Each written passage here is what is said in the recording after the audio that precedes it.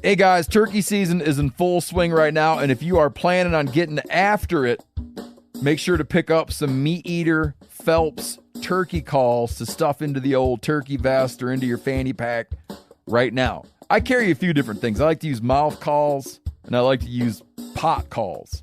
Mouth calls or diaphragms, I like them because it gives you hand-free calling, meaning when you're working a bird up close, you can have your gun on your knee, finger on the trigger, ready to roll, and still be making turkey sounds. I like pot calls because I just like pot calls. I enjoy calling with a pot call. Whatever direction you go, including a box call, which I don't personally use too much, but they're fun and great, and I started out with them. Yanni, on the other hand, one of my main turkey hunting buddies, he loves box calls. And what's funny is I'll now and then look to him and give him the look that means get out your box call and find us a turkey. So it's not that I don't like him. I just have Yanni use his. Then I don't have to carry it. Go to Phelps Game Calls. Get calls that are made in the USA and get calls that'll get them close. Find yours at phelpsgamecalls.com today. Hey, this is Tyler. And this is K.C. And you're listening to The Element Podcast.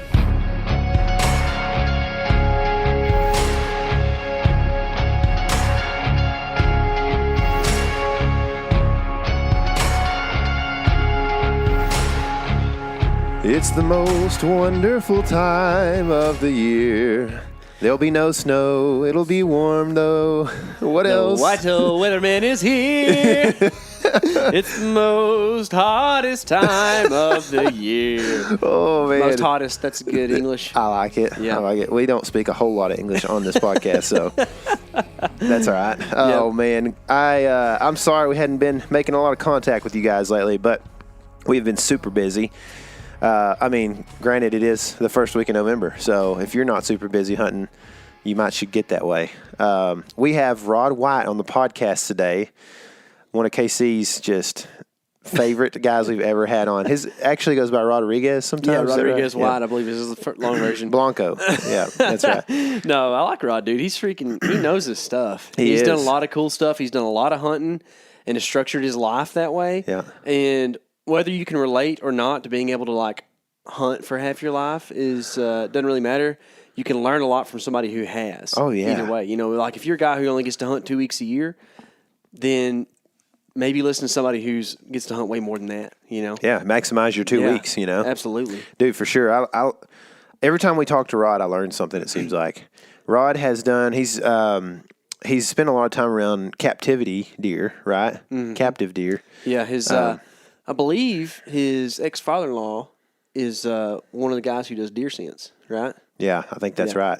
So he's just seen deer act and behave and do things. Yeah. Most of us haven't. Not to mention, how long has he lived in Iowa? Long time. Dude, you get to experience some things there, man. Yeah, absolutely. Deer doing what they do, like, uninhibited a lot of times. And he travels everywhere and does a lot of deer hunting, too. And I think that one of the cool things about Rod is that he makes every effort to be out in the woods and then kind of chronicle what deer are doing on certain times. He's going to talk about 3 or 4 day windows that are on the calendar that you need to pay attention to, if you're hunting deer in the upper Midwest, which if you're not, there's still a lot of value in this. You just need to make sure you can shift your dates a little bit and understand that, the further south you go, kind of the way things change up or whatever, but deer are still going to do deer stuff throughout the year. For sure, dude. Yeah, I think, some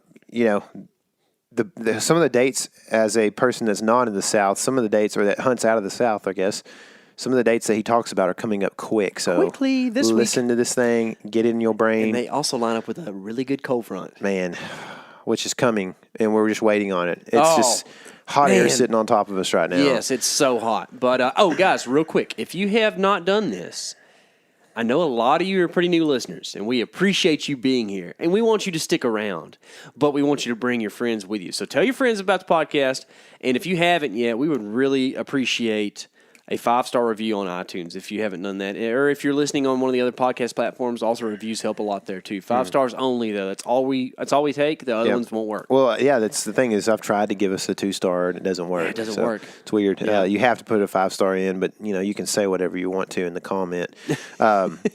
So with that, we also are getting real close to 10,000 subs on YouTube. So Hot y'all dog. also tell your friends to go follow us or subscribe on YouTube. That is, and that's once we get to that 10,000 mark, we might have to do a giveaway or something. Yeah. I know some people that might give us some cool gear to give away. Way cooler than things we've done in the past. We've done some cool stuff in the past, don't get me wrong. But, like, I remember also, like, when we first got started, we gave away a Sitka hat, which is not the worst thing. Yeah. But there's better things. People aren't knocking at the door for a Sitka hat. No, they aren't. But, yeah, free stuff is cool, right? Yeah. So we've come a long way.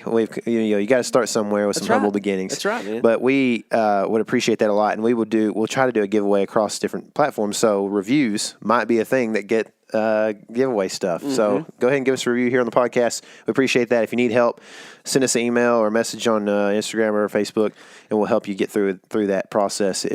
Sometimes it's weird. Don't make it like super timely, because if you're like, hey, I got a buck in the field of what I do, we probably can't get to you right then. Sorry. But we do our best to get all those messages within a couple days. And thank y'all for actually caring what we have to think about things. I don't know if that is actually worth anything or not, but we appreciate you asking either way. Well, we actually, man, we've been out for quite a while right now, and we've been working really hard. I mean, it's just before the sun comes up to way after the sun comes down, either hunting or working on things that have to do with hunting a lot of times, or trying to keep our family in upheld, I guess, while we're away. And it's been so much work that I think it's compromised my immune system a touch. I had a fever last night, and I'm not sure I don't have one right now. I was had just chills and stuff. I hadn't really seen anybody too much.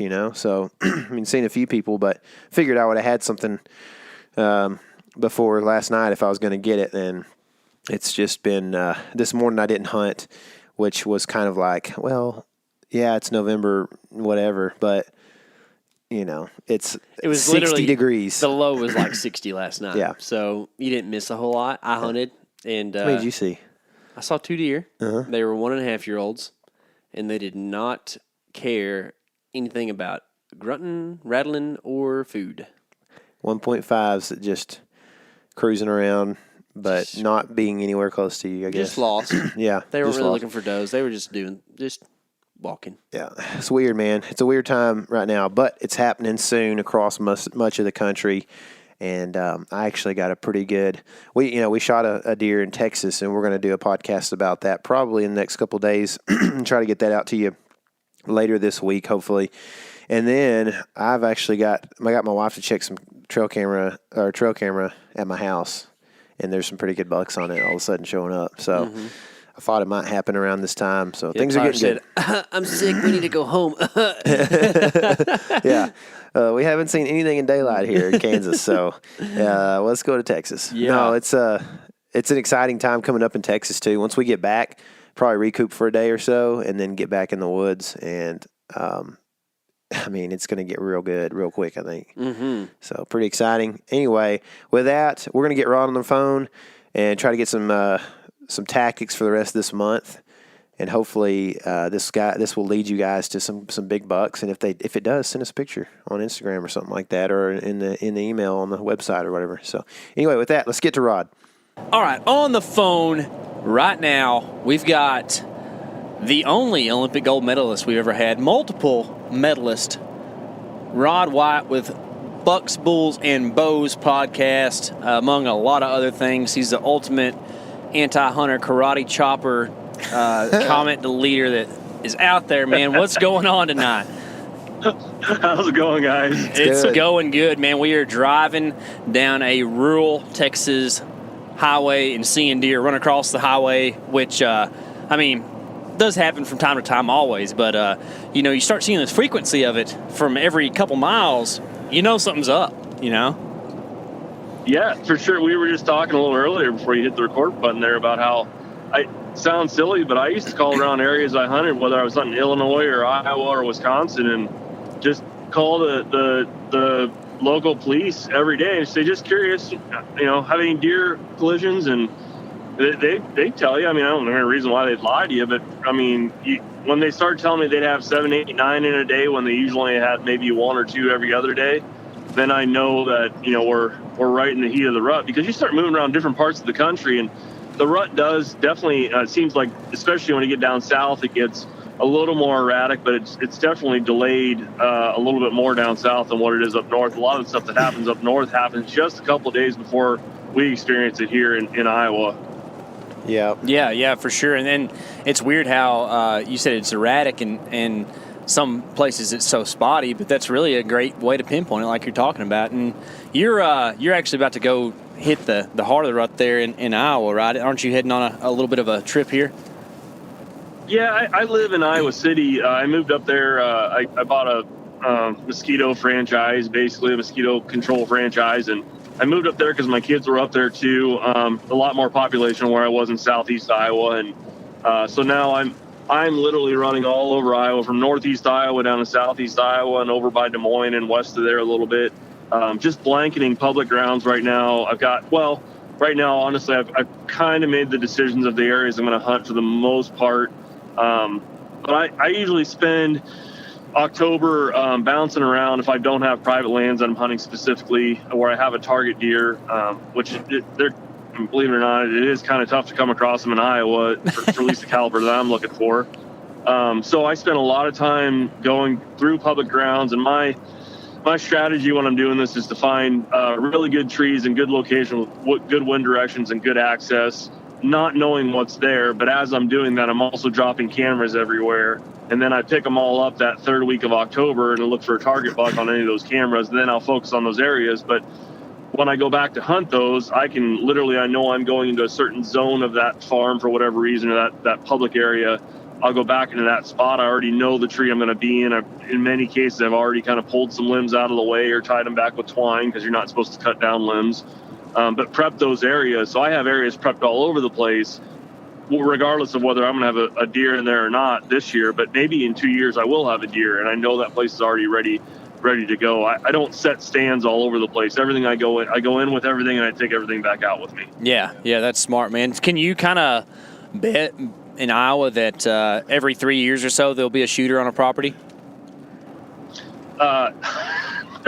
No, there's no rhyme or reason to it. I wish you could say that, but one thing we face a lot here is, I have thousands of acres around Mount Pleasant, Iowa that I've hunted, which is, just north of where Lee and Tiffany's, at least where the home place used to be. They've sold, I think, and moved on to something else. But we got hammered with EHD to the point that it's absolutely not worth hunting. And for a while, I was managing a lot of private lands, up to 10,000 acres in 5 different states. And I kind of got away from hunting my home place there in Mount Pleasant. And I went to go hunt it about 3 years ago, I think it was. And gosh, I hunted 7 days and saw one deer. And I knew all those areas really, really well, obviously. So I was going in the dark. I was setting up, and then I'd set all day long, and then I'd come back out at dark, so I wouldn't see the lack of sign. But finally, after about 7 days of that, I'm like, dude, something's going on. So I climbed down, and other people had permission to hunt some of those areas too. And I climbed down and looked for scrapes and rubs, and they were just non-existent. And it's pretty much still that way. And we've got some 1.5-year-olds and 2.5-year-olds starting to come back. But I had stands that we used to call, my brother and I used to call 30 doe, because you couldn't sit in them without seeing 30 does. And now you can sit in that stand for 30 days and not see a deer. Gosh. It's hard to fathom, but it's super hyper local. Like, I can go down the road 6 miles, which unfortunately I don't have permission, and there's deer everywhere. Yeah. But they just don't, people say they just bounce right back, and I'm sorry, not 6-year-olds. Oddly enough, it takes 6 years to grow a 6-year-old deer. So, yeah, no kidding. You can argue with me all you want, but I'm pretty sure that's a solid fact. Yeah, you can't argue with hard facts, man. Facts don't care about your feelings. So, Tyler actually drew Iowa last year, and we were talking to you quite a bit about stuff, and you kind of were the bearer of bad news. Nothing against you, but, you kind of were one of the first ones to really kind of give us the lowdown on the HD, and we saw a few deer. It wasn't terrible, but we definitely, we found a deadhead that was a slick 10, 150 type deer, which for us was definitely a deer that, I won't speak for Tyler. That was a deer that you probably would have shot, right? Yeah, for sure. Yeah, for sure. It's a good deer wherever you're from. Yeah. So, yeah. It was kind of sad to find that head, because we actually found it in the dark walking in, and we're planning on doing a hanging hunt in a tree that we had just map scouted and found right there. And you just know that, like, we ended up setting up 20 yards from this deadhead, and you're like, man, that's the deer that we should have been trying to set up on here and seeing from the stand, but instead he's dead on the ground, at the base of the tree. So, definitely can kind of see the impacts of that, man. But, you're talking about, having lower deer density numbers, and I'm sure trying to scare people away from Iowa, it sounds like a little bit, but no, it's Iowa's an amazing place. I hope to hunt it the next year too, but it's hard to draw, and the low pressure is nice and all. But one of the things that I really, really love about going up there is, man, the deer lay down sign, and we come from East Texas, where they just don't hardly do that at all. I mean, you find a rub, you kind of like call your buddy and tell him, hey, dude, I found a pretty good rub today. It's not quite the same. And we hunt, in a couple other states around the Midwest too, and you definitely see more sign. But one of the things we learned, we went on a scouting trip in Iowa in 2017, and man, by mid-February, it's like there's so much sign that you can't even hardly differentiate between what you should be looking at, and that's really what we wanted to kind of talk to you about, because you're real good at going in and finding the right place, the right location to target big bucks, and you've already kind of told us your trail camera strategy. But, for a lot of guys, especially guys who haven't got to hunt so very much this season, they're probably going to try to really concentrate their efforts over the next couple weeks, right? November is magic, and that's what we all love. That's why Tyler and I just saw a buck in the ditch with his head poking out. Like he's they're on fire. And guys that are traveling or going to spend a lot of time hunting, they need to be able to figure out and make good decisions off of the sign they see laid down. So we thought we would get you on to talk a little bit about some sign stuff. And I guess to go kind of broad, man, what gets you fired up when you walk in the woods and see it?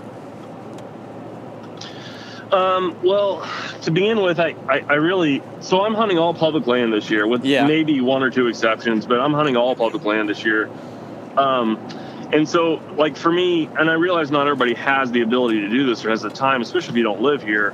But I am covering, so now I've got some spots that are in an extreme corner of southeast Iowa. I've got some spots that over by Decatur. I've got a few by Ottumwa, and I've got a few up in northeast Iowa. And those are scattered all over the place. But, again, I went in there early and I found the trees. But how I find the trees, which you don't necessarily have to put your boots on the ground, but for this time of year, the phase that we're in, we're dealing with bucks that, they're laying down a ton of scrapes in the morning. And if you can bumble across that activity, which you should be able to fairly regularly if you know how to read a topo map, you can, when you come across that sign, as long as you stay mobile, you can set up on that for the afternoon and probably have a really great hunt, even for the next day or so. But as we come into November 5th, 6th, 7th, especially when we hit the 7th right about, it's the same every year. I don't care about the moon phase or any of that. It's always been the same year in and year out. At least in the 30 plus years that I've bow hunted, when you hit that November 7th time frame, give or take a day, everything that you found out prior to that is all thrown out the window.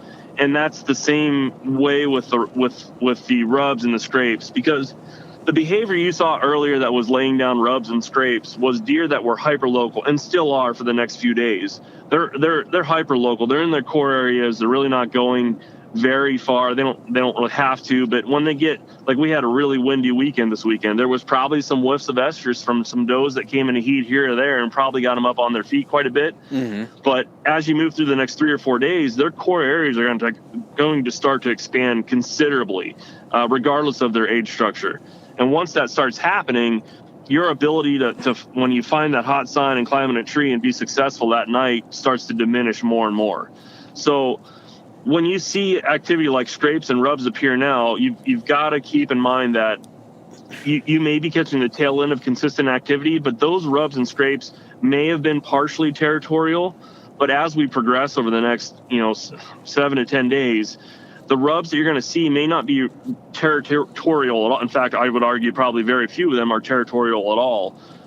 They're more confrontational rubs, I would call them. The rubs where multiple bucks have come together in the same area and started to rub trees. And like you can look I don't know I guess it was on my Instagram video from last week, but I know I have some video on there, even on my feed, where I show some, like a 140 buck comes into the antlers, and he's got another buck trailing behind him, and he's starting to make some rubs right there where he gets to. He's showing off and displaying and being aggressive, but that's not necessarily a rub line per se, like where you may have hunted in the past. That's going to be consistently making that deer appear on that line. They're just not going to be in normal patterns like that. So finding rubs and scrapes, yeah, they're awesome, but the effectiveness of those going forward are going to start to diminish. Now you need to really focus on trying to find big tracks, in my opinion. If I don't know if I will or not this week, but if I check out a couple other places, the first thing I do with a piece of public ground is I walk that creek bottom that runs through there. If there is one, I'm looking for big tracks, because big tracks mean mature animals most of the time. Not necessarily tells you what's on their head, but at least I know there's mature animals in there. And then I walk the property borders, and if I find some big rubs coming in and out on the edges of that, I know I'm dealing with at least multiple bucks that are fairly mature, at least 4.5, 3.5 years old. And that's where I'm going to key in first. And then I'll start to break down those areas, find the rubs and scrapes. Almost exclusively, though, after about 3 or 4 days from now, I'm going to start hunting like ravine head funnels in the morning along bedding areas. In our area, we have a lot of honeysuckle. I know that's prevalent in parts of Missouri and in Illinois too, where you've got real thick vegetation that represents bedding areas in general for deer. Those bucks are going to start swinging around the downwind sides of those, and the same thing with the food areas in the evening. So you're really looking for that kind of sign to know that they're there, but you're especially looking for big tracks, in my opinion.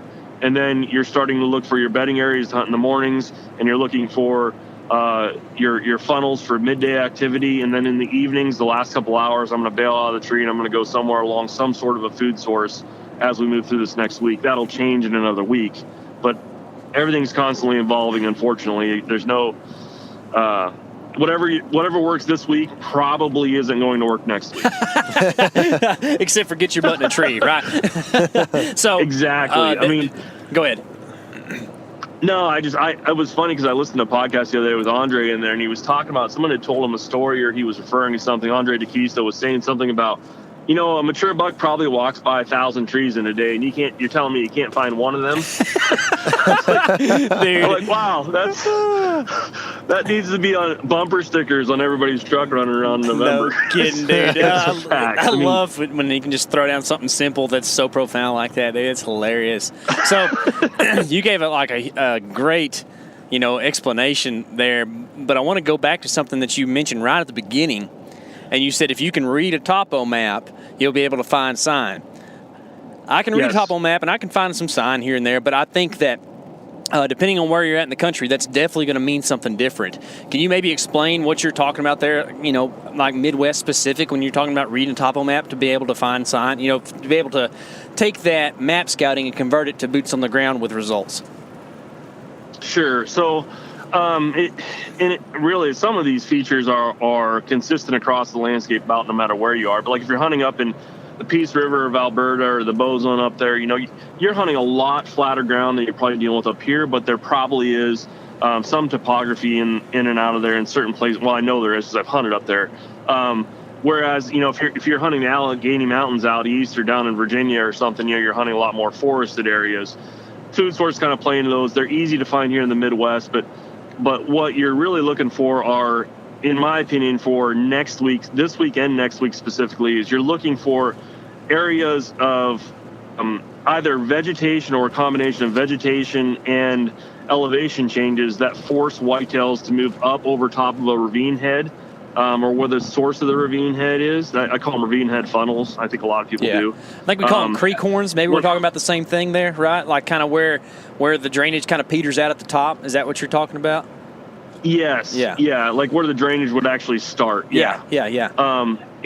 In the Midwest here, for the most part, if it's flat at all, it's probably farmed. Yeah. Unless you're down in southern Illinois. I mean, so you can scratch off that area of the landscape as far as, a lot of these crops are being picked right now, and the more crops being picked, the better everything gets. But as all the corn especially is being picked, you can scratch those areas off as obviously as places you're not going to hunt specifically, but you are going to hunt the little fingers and ditches and drainages that go out there, especially when we move into the post rut.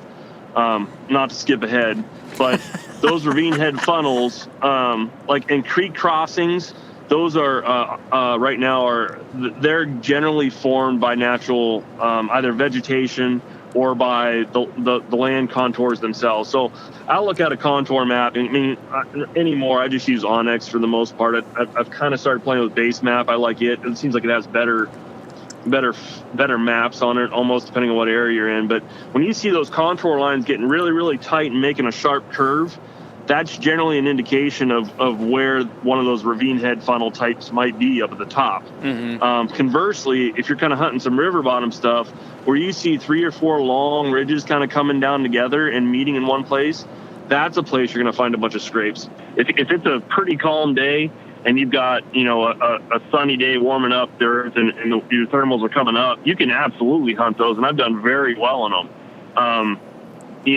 Versus if you're trying to hunt those first thing in the morning or late in the evening, unless you've got some prevailing winds working in your favor, that's a little tougher. But those are places where you'll usually find a lot of scrapes and rubs too.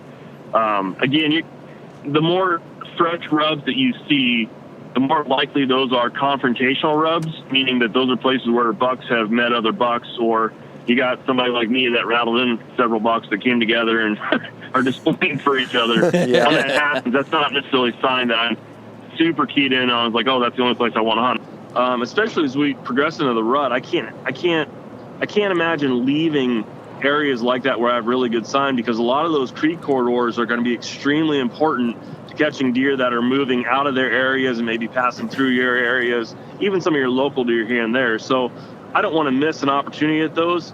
And for me, in a lot of cases, I will hunt those midday rather than first thing in the morning or late in the evening, because the thermals will, especially on a slow wind kind of a day, like a wind where you have like a 2 to 4 mile an hour wind, maybe at most, your thermals can overtake that quite a bit, and your thermals will keep you clean down in there and hunt. So when I come across a situation like that along a creek corridor where there's a lot of sign of deer moving back and forth alongside that creek and then dropping off the ridges, and where I can see where those cuts are down in the banks where those deer are piling in and out of there, especially if I see a good track in there, I'm going to find a way to hunt that. And the best way for me to hunt that, besides midday on a slow wind day, is also look however it is that wherever I can place myself, that I can get an arrow into that area where all that sign is from another location. I might be 20 or 30 yards away from there, and maybe even on the other side of the creek, but somehow where I can deliver an arrow into that area and keep my wind clean, because those kind of areas are extremely important as we move into the next couple weeks. Mm-hmm. Yeah. So you mentioned that in the evenings you would be hunting more of a food source. Can you talk about what a setup typically looks like for you hunting a food source and also hunting mature bucks? Those two things don't always go hand in hand. They virtually never go hand in hand here in Iowa, unless you have a situation where you're managing large tracts of ground and no one else has access to them, and you're pouring the food to them. Most of the hunts, not knocking anybody by any means, but most of the hunts you're watching on TV were people hunting in Iowa, like the Kiskis and Lakoskis. I know those folks are good people, but they're hunting situations that the average person doesn't hunt in. Right. You're not hunting, especially if you're hunting public land like a lot of us are right now. You just don't control those variables that are there whenever you have exclusive access or control over those. So what I have found is I will generally set up downwind of food sources in the evening, because typically bucks aren't very concerned right now with eating as much as they are finding does. Mm-hmm. And if you can get 20 to 30 yards into the timber rather than being on the edge of the field, for me anyways, I've been way more productive at airing mature whitetails, specifically bucks that are skirting those edges. A lot of times you'll see fingers of trails that are going into a food source, so whether that's a cut corn or a bean field or whatever the case may be, that are going directly into there from the heavy cover.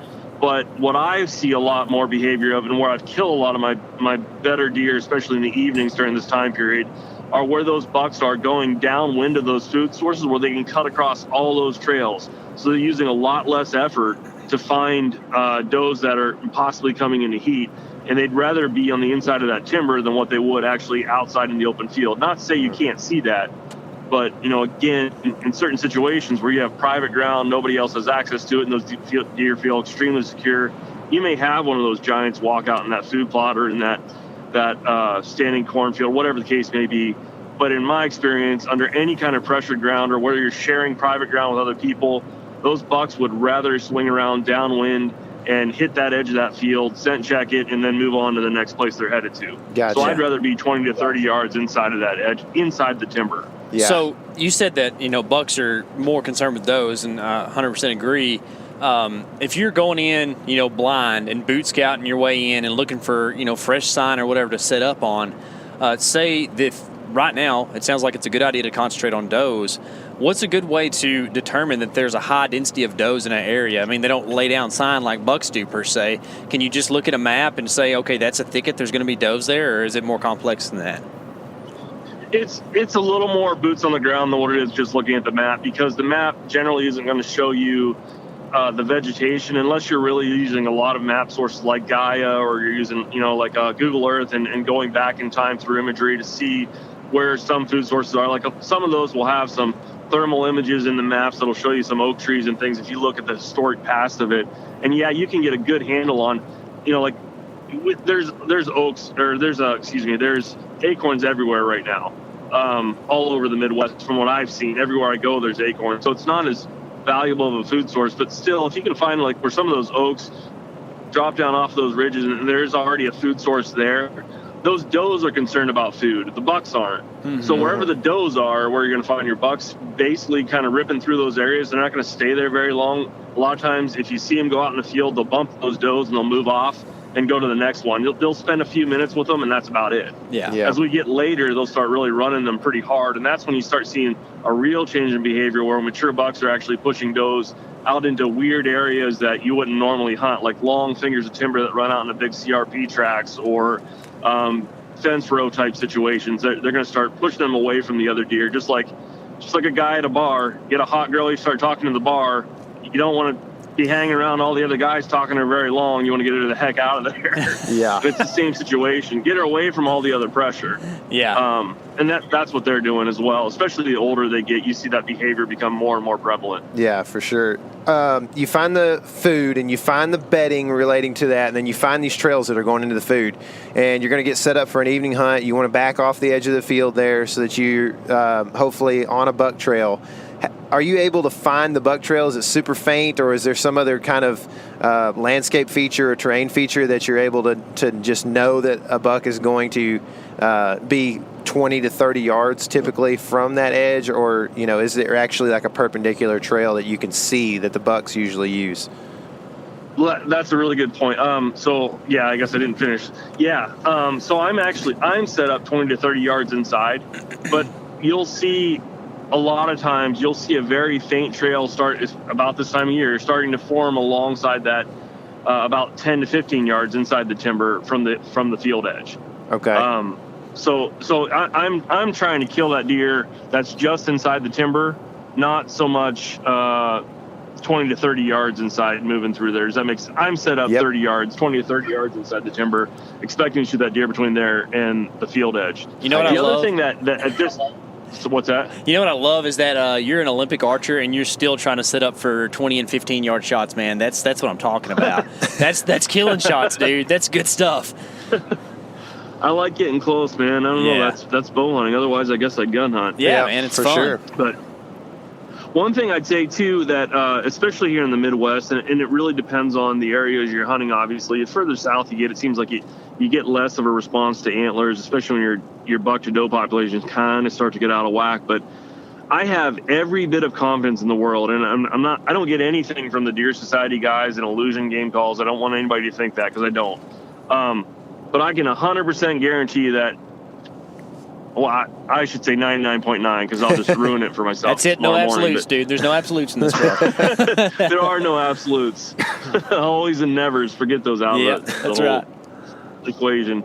But I feel like with an extremely high degree of confidence that I can call any mature buck that walks out into a field into that timber with me.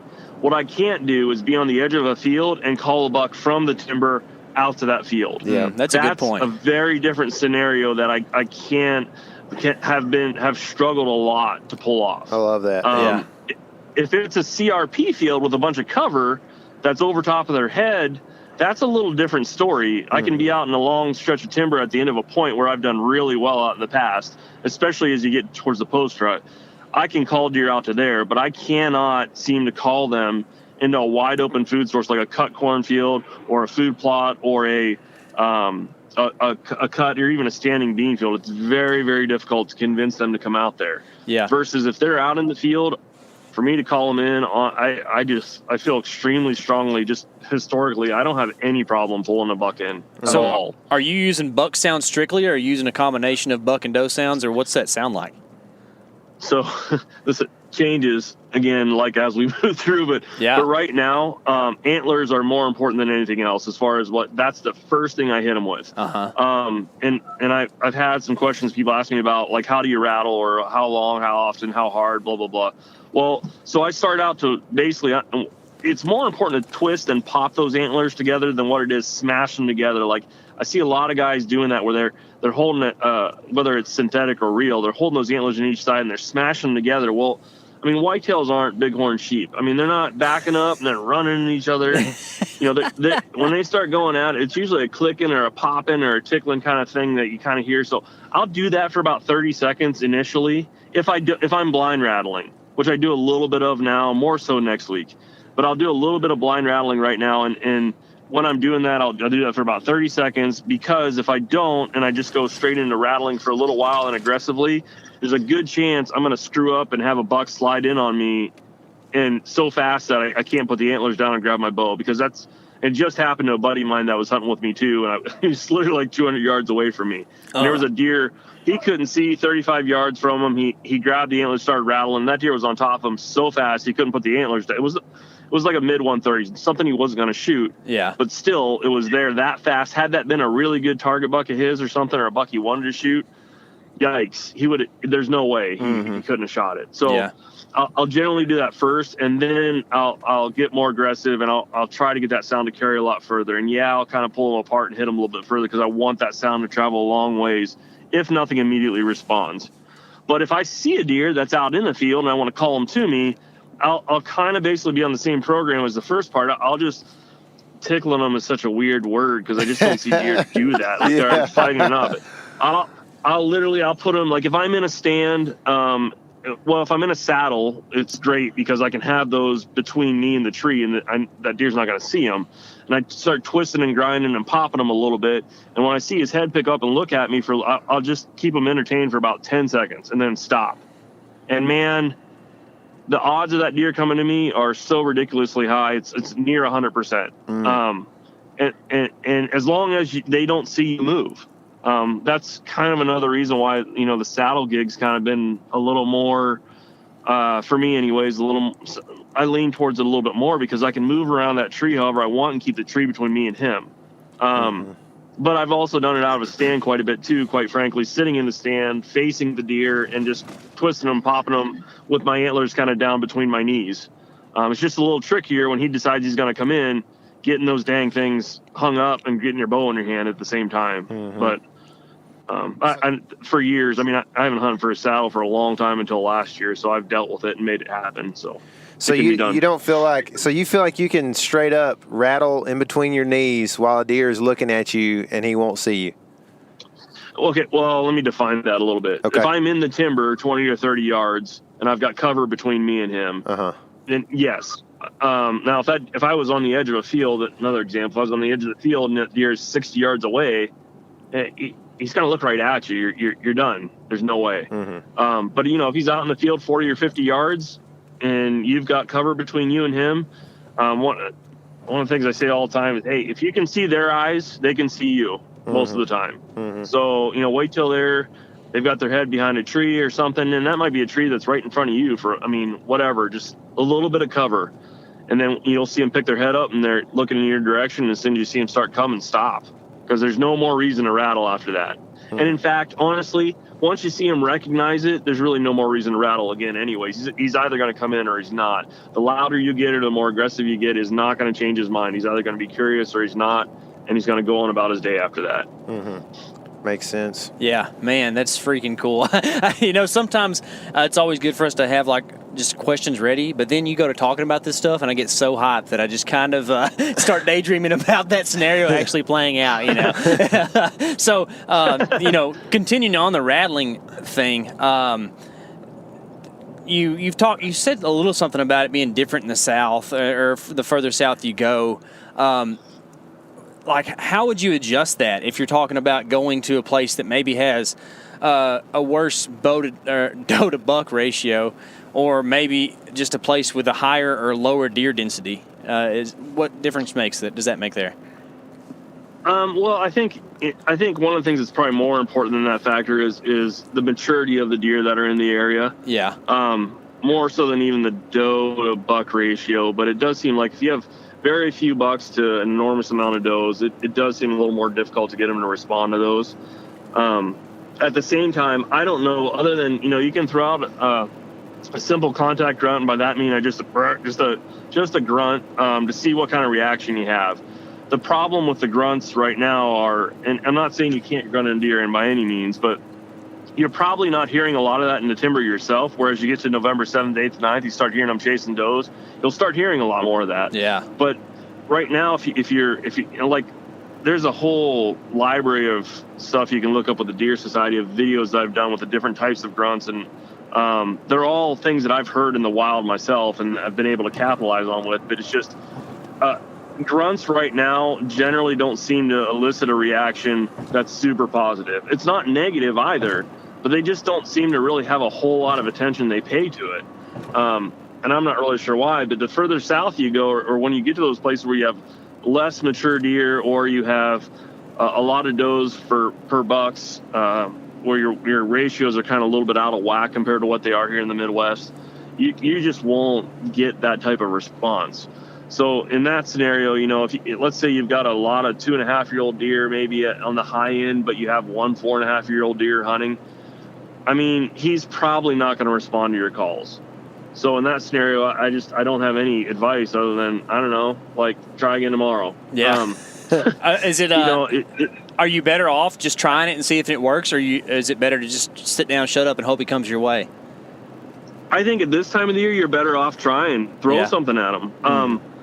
I mean, I'm not to the point now, later in the season, if you ask me 2 weeks from now, if I see a giant buck and he doesn't respond to antlers or to calls, what am I going to do? I'm going to climb down on the tree and I'm going to go try to get an arrow in him. Because more than likely, I'm never going to see that deer again. My experience is after I hit November 14th till about Thanksgiving, those bucks that I see, for the most part, are not local deer. Especially if I see a deer I've never seen before of an upper age class structure. If I can, I'm going to climb out of my tree and get as close as I can, and hopefully, obviously, still on public land if I'm hunting public, or on the piece I have permission on, and try to get an arrow in them. Especially more than likely, they're probably following a doe at that time period, and they're trying to push the doe out away from the rest of the deer. And if you're lucky enough that they kind of corner themselves into a timber lot somewhere, you might be able to walk right up on them and kill them. I've done it before, and I know other people that have too. I mean, it's not the ideal situation, obviously, but that's again, that's later in the season post-rut activity. Yeah, sure. And you're talking about that post-rut a little bit. Let's push that way just a little bit, just dip our toe in. But say that the early part of November didn't go as planned for you, and you still have a tag to fill, which is probably a lot of guys, right? And myself included last year. Back to kind of the sign thing that we first started talking about. If you see a new rub open up or a new scrape open up in that lockdown phase or whatever, after the 14th or so, can you assume that then you have another local deer and there's a deer that is his core area again at that point in time, and you should be hunting that fresh sign again? No, I pay zero attention to it after that. Really? And that comes from me also running cameras on that stuff. Yeah. Even if I killed a deer tomorrow, I'm still going to be out doing what I'm doing now anyways. I might try to go get a tag in another state if I can. But even if I can't, I'm still doing what I'm doing now. A couple people watched the videos and stuff that I popped on my Instagram the other day, and there were some nice deer. I had 140, 150-inch deer that came, right in front of me, and people were screaming, "Man, how come you couldn't? Why didn't you shoot that deer? I just shoot that deer." And you get the whole everything from that to, you can't eat the horns, blah, blah, blah story. But, Yeah. and I usually, when I respond with this, it shuts them up for the most part. I just say, if I killed it, I wouldn't learn nothing. Yeah. You wouldn't learn anything. Mm-hmm. So even if I tagged out now, I'd still be doing that later. And that's where some of that experience is coming from. When I'm telling you, I've sat in a tree a lot without a tag. I've got no bow or nothing. Sometimes with a camera, sometimes not. Just trying to learn more. That's a good opportunity to cry, Well, I tell you what, it's a good opportunity to understand, too, how to call in deer and how to communicate with deer if you've never done it before. Yeah. Because now you have no risk. I mean, what do you got to lose? Like, call it the thing. Try to throw a fawn bleed out at.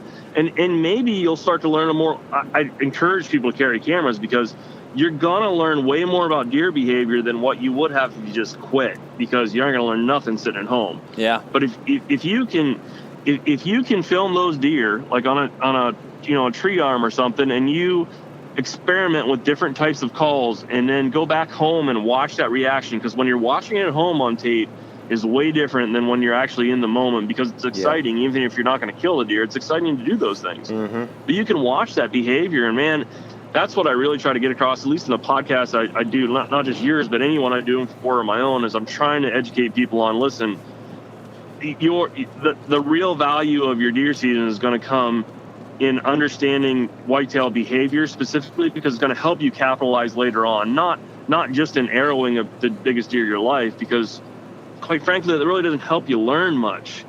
It's super cool, but you're not going to learn anything. And if you're not progressing, you're not learning, man, I don't know. I guess you're probably not listening to this podcast anyways. We're entertainment value strictly. Nobody learns anything here. So you guys are doing good this season, especially. Okay, so then let's say we're in that middle November area, like you were talking about. Is there any particular type of sign that you're paying any attention to at all, or how are you picking your spots when you go out to hunt? So when I get to that time period, I am changing up quite a bit the areas I'm hunting. I'm starting to hunt areas that I would never hunt at any other time in the year, and everybody would look at you goofy as far as where you were going to hunt. I'm hunting a lot of little pieces of cover that run way out into CRP fields. I'm hunting fence rows with no cover around them. I'm generally completely out of the timber at that point, and I'm killing most of my deer in the middle of the day at that point too. Especially post-rut. It seems like I kill a vast majority of my mature bucks in the middle of the day. Until we hit about, at least in our area, until we hit about Thanksgiving. Like I said, down in Kansas, the week after Thanksgiving, man, I've never rattled in so many deer in my whole life is what I do down there. So it depends on where you're at in the country, but for us, the post-rut, the main rut hits about the 7th through the 10th, give or take a day, and then you've got from about the 10th to the 14th, which is what we generally refer to as the lockdown period, which is really when the bucks are physically breeding the does. That chase that's happening, a lot of people call it peak rut. I wish we could rename that as a bull hunting society, because that peak rut really isn't when the breeding is, the majority of it isn't really occurring, but they are coming in the heat, and that's why there's so much chase activity.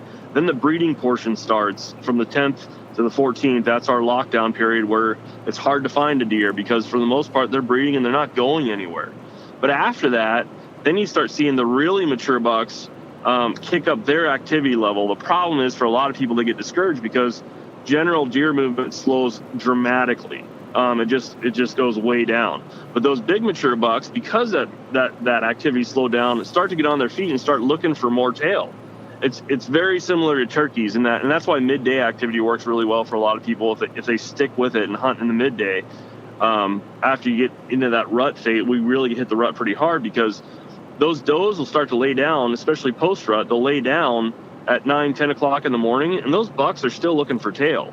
And they're going to travel long distances to find it, and that's when they'll make big mistakes. Or they get one that is in season, and they push her out into one of those areas that you wouldn't normally think to look.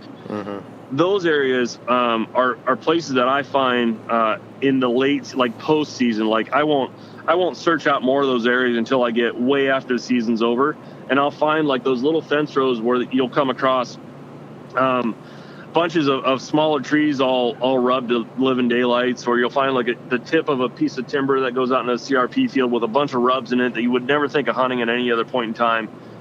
That's typically done, for me witnessing it, in the post rut when a buck has a doe in those areas. And he's not going very far at all, like literally getting up, moving around a 50, 60-yard area, and he's rubbing up a lot of those areas and scraping them all up while that doe's there present with him. Why is he just thrashing trees in front of the doe? Like, surely it's not to impress her. It's an aggression thing. Okay. No, he just wants to get laid, and she's maybe not quite cooperating. Yeah. That's basically it. It's a frustration thing. I gotcha. Yeah, I saw a buck last year do something similar. It wasn't rubbing on trees, but one of the bigger bucks I saw in Kansas, he was really pretty locked down with this doe, and he was following her to bed. And we stalked them later in their beds, but like she wasn't doing what he wanted her to do. So he just took off running at her and made a noise I've never heard a deer. It's like he was growling. He's rah, almost gored her to get her to move. He didn't want to stay there, and it's just like, man, those things are hyped up that time of year. It's like, if I'd have been standing there, he'd have smoked me, Yeah, well, and that's where that long drawn out breeding grunt that I know they've showed on some of the Deer Society stuff where and I had a buck named Croker that did that. He was a super aggressive deer towards other deer, but it was a long, it'll last 7 to 8, 10 seconds. And the first time I watched it, I was in one of those little tiny, I found a bunch of those rubs, and it was I think 2 or 3 days before Thanksgiving, so well into the post rut. And I found it was a big CRP field, this one little stretch of timber. I was walking out, and I just happened to walk across that point, and it was all rubbed at living daylight. So I'm like, what the hell did I got to lose? I'm not into anything anyways. Tomorrow I'm going to come up. There was one tree I could get in. It was about 4 inches around. And I climbed up in it, and I sat there, and I think about an hour after light, I was like, I'm a moron. This is dumb. I'm glad I'm not the only one here for. And I started to pack up my stuff, and I look, and here comes a doe, and about a 160 class 7 or 8 year old buck came in right behind her and was coming right to that point. And I'm like, it wasn't something I wanted to kill, but I was like, what? That's kind of cool. And she came in and laid down in that point of that finger, and he came in basically doing exactly what you described, was really getting aggressive with nudging her, and she bumped off. Well, then he stood there, and that's the first time I heard it. He let out one of those long, drawn-out grunts, just a big, and it went on for 8 to 10 seconds. And then he even had some clicking that happened at the end of that. And I'm like, that's the freaking weirdest. And unfortunately, I didn't have a camera with me at the time. I'm like, that's the weirdest thing I ever saw. And then I saw the most miraculous thing I ever did, which has led to the death of a ton of deer that I've killed. Then I watched a doe come from a different direction in that CRP, come in there, and I watched him breed her. And then she left. And then he laid down for about 15 minutes, and then he got back up and he did it again, and a doe came in from the direction the other one came out of and came in there, and he bred her, and she left again. And I was like, come on. Just on demand. I watched, yes, it was deer porn. Like, I watched it for almost 4 hours. Golly. And I was like, wow, like, I need to start making that noise. So I did. At the bar. Man, it started working. But in those kind of environments, especially in a CRP environment that had some heavy brush around it, where that finger timber comes out and it's kind of in a depression, like, I'll look for those on maps now. And post-rut, I'll find those places. And if there's any kind of rubs in there or scrapes at all, I'll absolutely hunt those way before I hunt any other choke points or timber points or funnels or anything else at that time of year. So how many sits do you have on something like that where you just see nothing? A lot. Yeah. I will say, though, at that time of year, you do see more deer than what you would if you were sitting there this week or next week, for example. I think a lot of deer are probably still on food sources, especially the does. But later, when the breeding becomes extremely important, and the pressures applied from other people hunting other areas, especially on public grounds, actually, I've done really well later in the season. Those wide open CRP, I shouldn't say wide open, but big open CRP fields that have quite a bit of brush and cover in them. Place that you walk around, you find a lot of beds in them. If there's a little pointed timber that goes out in there, boy, and if you think about it, like, I've never seen anybody else hunt in that kind of an environment ever. Yeah. But I'll set up in there on a nice, cool morning when it's super frosty and you can hear forever, and just let those big, long, mature buck runs, just let them go, and then just hang out. And, man, I've seen Probably. Well, I tell everybody this. The largest quantity of mature bucks that I've shot, the majority of them are shot in that post-rut time period between November 14th to Thanksgiving, and they're generally shot in that kind of an environment. That's freaking spooky, dude. That's what that is. That's cool. How many does are you calling in when you do that? Several. Yeah. Yeah, it's not uncommon at all to see a lot of them come in. Yeah. Not like in pairs or anything like that. So when you hit that rut too, the other thing you'll notice, like a big sign of that rut starting, besides calling the police office to find out how many cars deer getting hit by cars, you'll see a lot of single does start appearing. When you start seeing those single does appearing and those button bucks by themselves, that's a good sign that breeding has begun, or those does are coming to estrus. Yeah. And that's a lot of what you'll continue to see through the end of that. You'll see those single does by themselves. Mm-hmm. Yeah, man, that's cool. You know, you talked about like some unique things that you do on public land, like talking about hunting those fence rows and those little fingers that nobody else hunts. Sounds super effective. And one of the things with public land, even in Iowa, where you don't have quite the same pressure, you still have pressure, right? And pressure is relative. Yeah. You're always trying to find an edge and find something new and different that no one else is doing, and a lot of times that's how you find deer. What about in the calling game? You know, everyone knows to, like you said, just rattle or tinkle the antlers or rattle antlers, you know, and everybody knows how to make grunt calls. But, like, what are some of the things, or at least maybe one thing sound-wise that you can do that no one else really ever does? Well, I hear people rattle, but they usually sound pretty bad. Yeah. And it's usually because they're most of the time, like just watching people from a distance do it is typically they're smashing those together like they're two bighorn sheep going at each other. Yeah. So that twist and that popping is a lot more realistic. I'm not so sure at this time of the year though too that if a deer hears anything that remotely sounds like I've been climbing up trees with a climber before when I used climbers all the time and had bucks come running into me climbing the tree. Yeah. So I'm not so sure that they're even.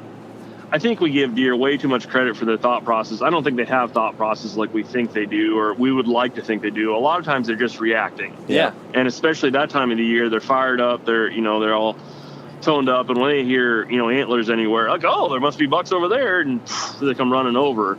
There's not like a whole lot of thought process that goes into it. So I don't think they're trying to decipher what it sounds like, but I do think they can recognize, especially in a highly pressured area, somebody smashing antlers together like that, especially if they've come into them and gotten shot at or had a bad experience. Mm-hmm. It's like the guys that smoke. Like I would personally not. I don't smoke, so I would not want to be around somebody that smokes especially on a public ground area, because the odds of a deer having had a bad experience with somebody that does smoke is fairly high. Yeah. Mm-hmm. So I don't think deer recognize like smoking, for example, as a bad thing. You hear guys all the time, well, I spit out of my stand all the time, or I piss in a scrape, and that doesn't matter. Well, I don't know how many deer watched a guy pee in a scrape and then walked up to it and smelled him like, oh, that's from that guy. I'm not doing that again.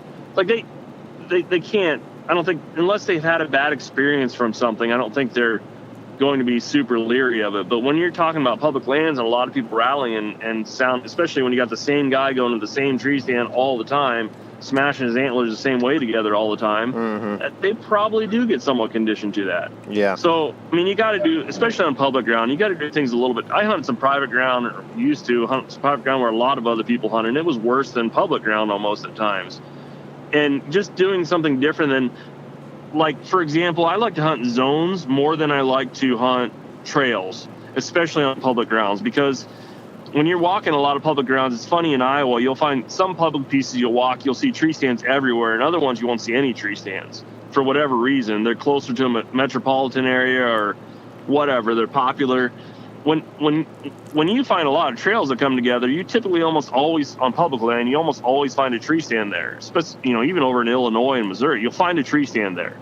So I start doing more. I look more for like zones or areas where I feel like, depending on the time of the year we're in, like if we're right in the rut where bucks are pushing does away from other competitors or other hunters, they're in areas where there is some bedding cover there, but there's not normally sign there the rest of the year. That's the kind of stuff I hunt a lot more, because other people don't. And it seems like I get a lot more success out of getting into bow range, even without calling, just getting away from those guys 40 or 50 yards. And I watch those deer walk around their stands all the time. I mean, all the time. Like, one of the greatest tools that you can do is it's like there's an Onyx on Onyx Maps, there's a feature where you can put in all the roadless areas. Yeah. And that's how, like, you'll hear Randy Newberg and some of these other guys talk about, turn on the roadless map feature and look for those areas that are furthest away from roads, because that's where you're going to be furthest away from people. Well, so if you took that same approach and grabbed a map of that hunting area that you have and printed it off, or you mark them all, which is the easiest thing to do on my phone. I just mark off everybody's tree stands. And then when I mark those tree stands off, I also walk those trails. Like, once I have an area I know I'm going to be hunting for sure, and I scour that whole thing. I usually take one day, and I'll walk the whole thing if I've never been to it before, and all of a sudden I want to hunt that. Say it's not an area I had pre-scouted. I'll mark everybody's tree stand locations. And then I look at all the parking areas, and 90% of the time, people take the easiest routes to their tree stands, and they'll draw a line to it. And similar to what those roadless area feature does on the Onyx Maps, I can look at that and go, wow, here's some pockets that nobody probably is in. Here's an area over here where there's no stands and there's no hiking trails that go around it, no horse trails. That's probably a pretty good area where deer can get away from people. And those are where I find success on public land a lot, especially going into the rut.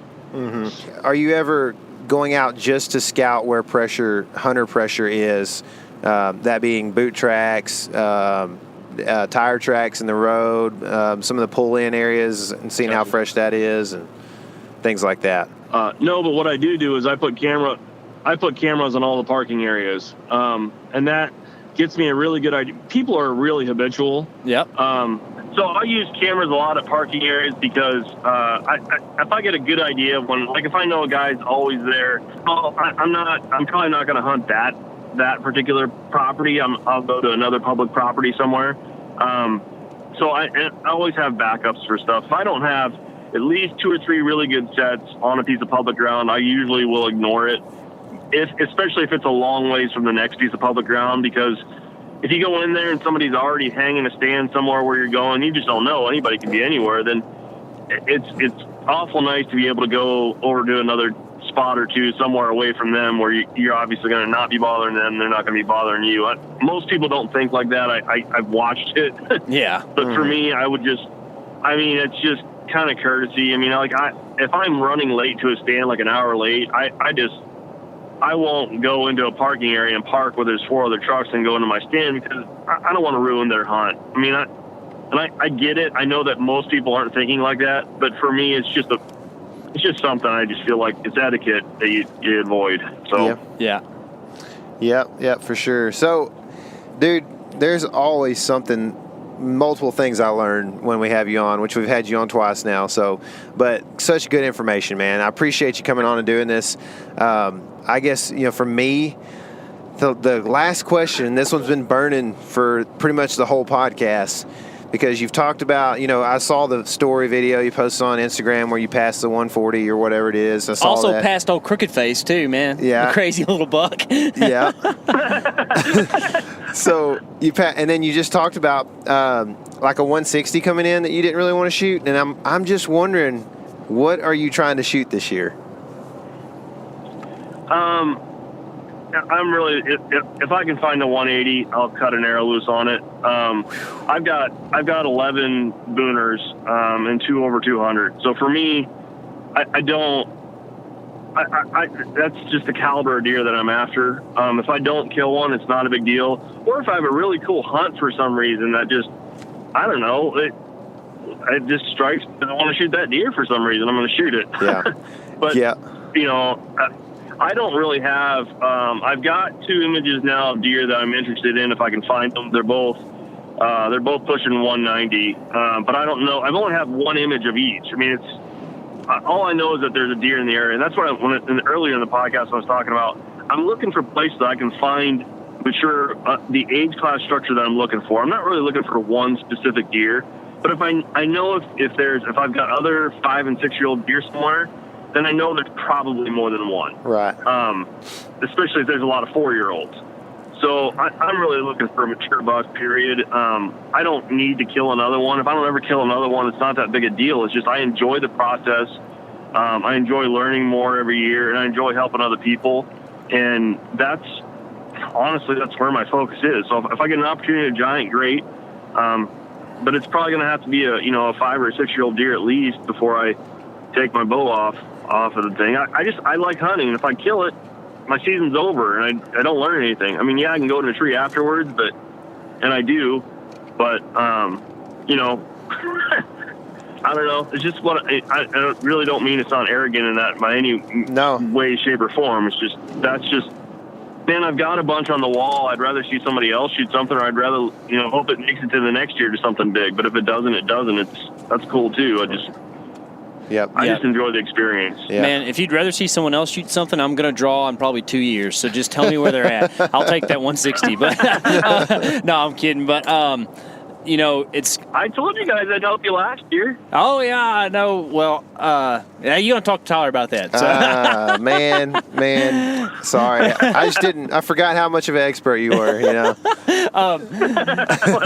Whatever, dude. I tell you, one of the things that I've noticed about dudes that really are, perfectionists in this field, like you are, is that they have to be, if you want to be a serious whitetail hunter, you have to love the process like you're talking about, because there's a whole lot more process than there is trigger pulls. I mean, we do this thing, we live this lifestyle for, all of 15 seconds a season pretty much, like most of the time when you see a big deer, he's in your life for 30 seconds tops.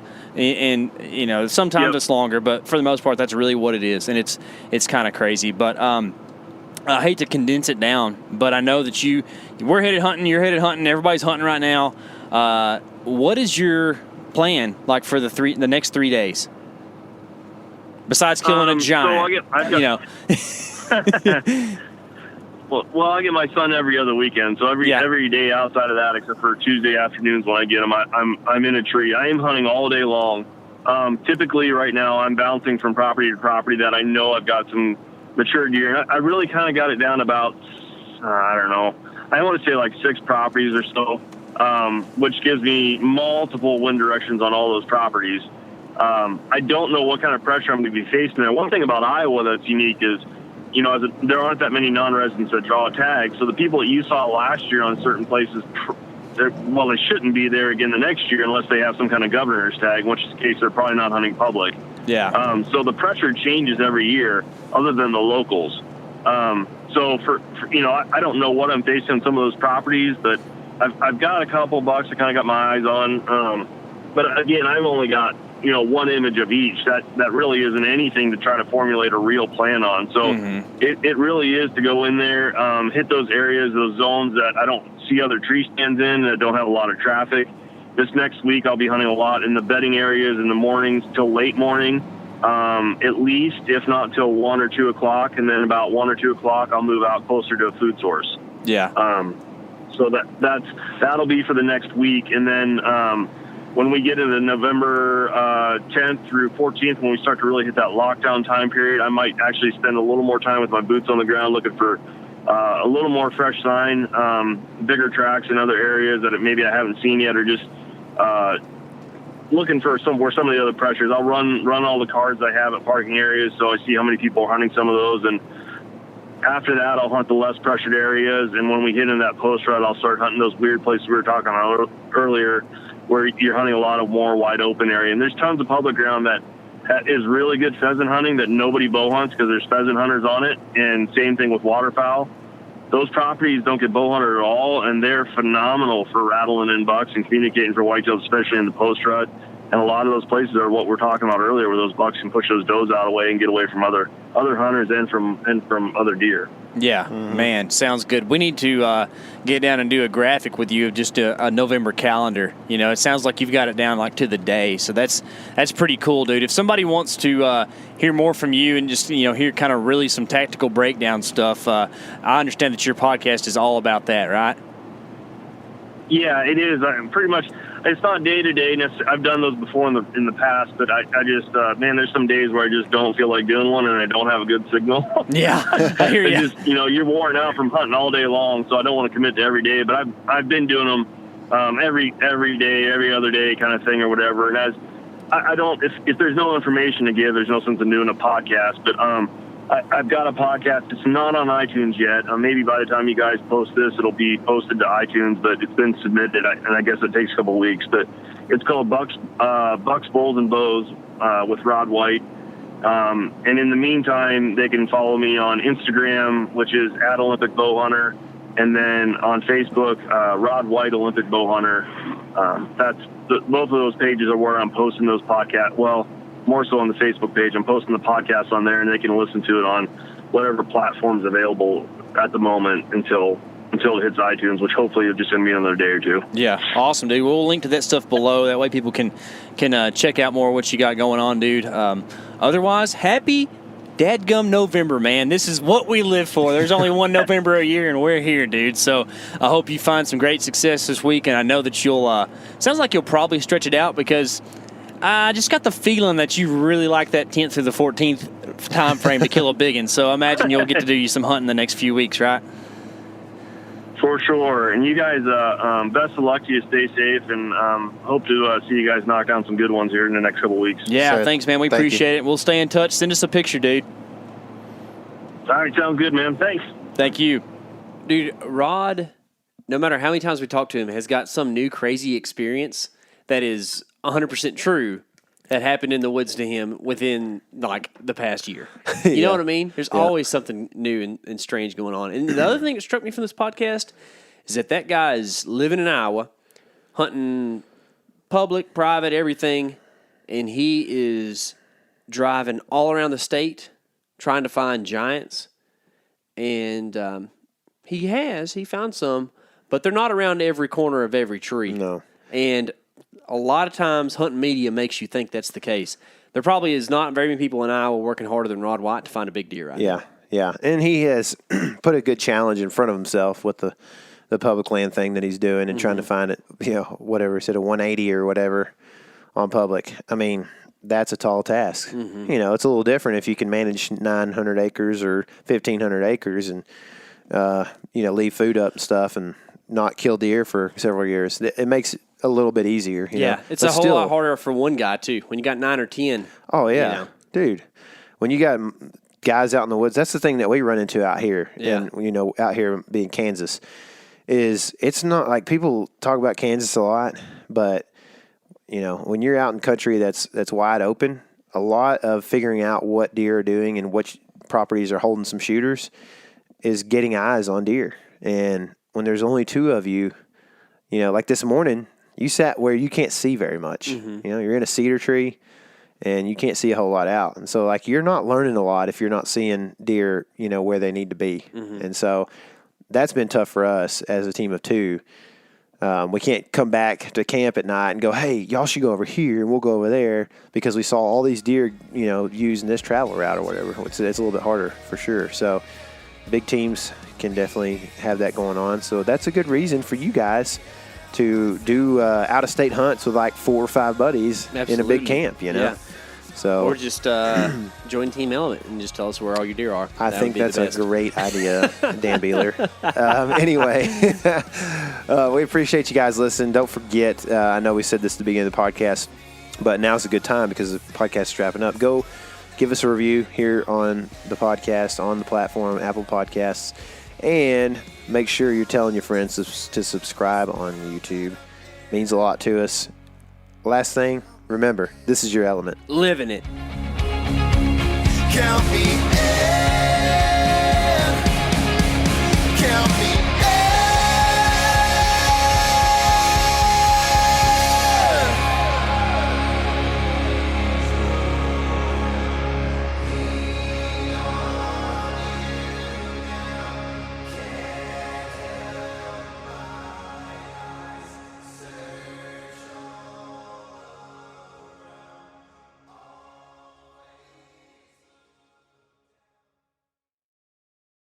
Hey guys, turkey season is in full swing right now, and if you are planning on getting after it, make sure to pick up some Meat Eater Phelps turkey calls to stuff into the old turkey vest or into your fanny pack right now. I carry a few different things. I like to use mouth calls, and I like to use pot calls. Mouth calls or diaphragms, I like them because it gives you hand-free calling, meaning when you're working a bird up close, You can have your gun on your knee, finger on the trigger, ready to roll, and still be making turkey sounds.